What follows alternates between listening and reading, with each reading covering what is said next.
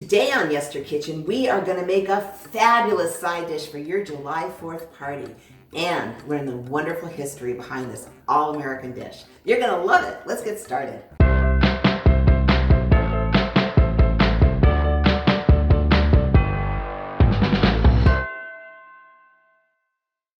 Hey everyone, I'm Jill and this is YesterKitchen, part food history, part cooking, all delicious. Thank you so much for being here, and if you're new, welcome. Today we are part of a wonderful collaboration. This collaboration is called Fireworks of Food 2020, and if you want to see all the other videos that are part of this collaboration, just put that hashtag right in your search bar and you will find everyone. So I want to thank Mitch and Philip from Kitchen Queers for putting this together. They always have great ideas for collaborations. So really quick story, back in December, Mitch reached out to me and he said he had 2 vintage cookbooks he wanted to give to me. And of course I was excited. And then he said they were from the 50s, and I was even more excited. So this is one of them. It is Better Homes and Gardens, the salad book, and actually Better Homes and Gardens, same people as these famous cookbooks. This one is from 1958, and it is amazing. So I thought it would only be fitting to do a recipe from a book, from them, for this episode. So thanks so much, you guys. Today we are gonna make a perfect side dish that will go with any backyard barbecue. And it's bacon blue cheese slaw. Oh my God, yes, bacon and blue cheese. What a marriage made in heaven. And this thing is so easy, it's just gonna come together in minutes. So the first thing you're gonna need, of course, is shredded cabbage. I have in my pretty little bowl about 6 cups, and I cheated. I went to the store and I bought pre-shredded cabbage. If you want, feel free to cut your own, no problem. To that, we're gonna add, because pimentos were hugely popular in the 50s, of course it's in this recipe. We're gonna add a little 2-ounce jar of diced pimentos and just put them, there we go, all in there. It's not a lot, it just adds a little pop of color. And to that, we have, let's see, this is more than I need, but this is, you're gonna want about 3 to 4 tablespoons of sliced green onions. So I'm just gonna, you know what, I'm just gonna add them all. Because this is not science. You always do to taste. If you like onions, add more. If you don't, add less. It's that simple. So now all we're gonna do is just kind of toss this up and get everything mixed up for the party. That's it. That's really all you need. We're gonna get that out of the way. Okay, so we're gonna move this and bring in a little happy bowl to make our dressing. Now, if you're new here at YesterKitchen, I always tell the stories behind the dishes because I love food history. So, what's the deal with coleslaw? How did it get to America? Well, believe it or not, coleslaw's been around since ancient Roman times. They had a dish with cabbage and eggs and vinegar, very, very similar. So now we're gonna cut to America. In the 1600s, the Dutch started immigrating to America. And of course, with every country that immigrates to America, they bring their recipes. And they brought their recipe for a dish that they love called Coleslaw.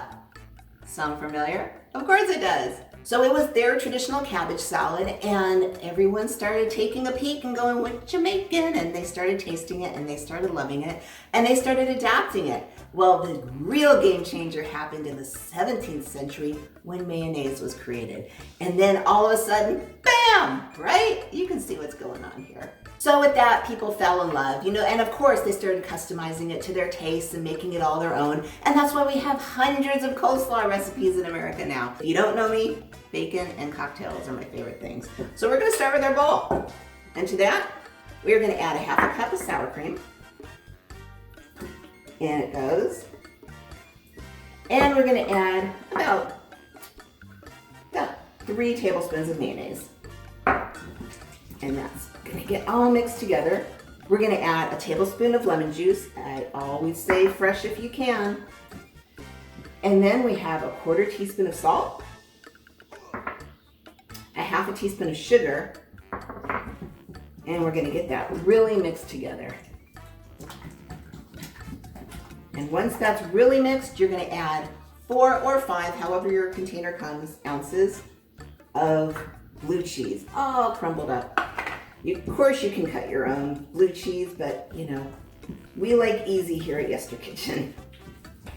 Okay, and we're gonna take our coleslaw back, and all you're gonna do is add this wonderful, wonderful dressing in and just start tossing it around. And it might take a few extra minutes because this dressing is rather thick, so it takes a few minutes to get through. And honestly, this is all to taste. So if you want it a little wetter, add more mayo, add more sour cream, but always adjust your seasonings because, you know, you're gonna start diluting your spices the more you add the dairy products.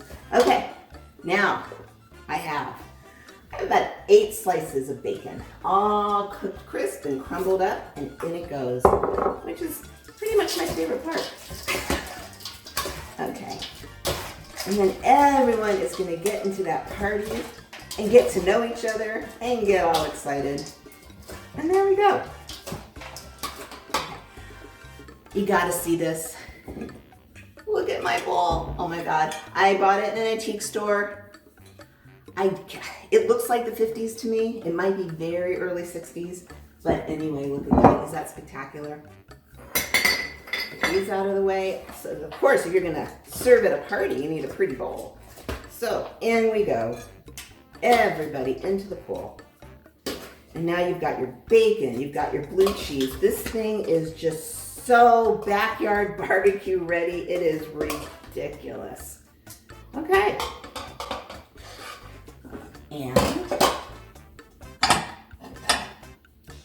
I know I can't stand it.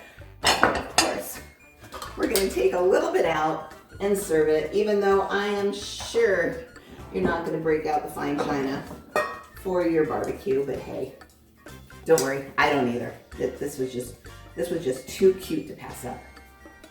And there we go. Blue cheese, bacon, coleslaw. Now there is one thing I forgot. I looked down, I'm like, oh my God, there it is. But hey, you know, what do? Reality TV, it's always something.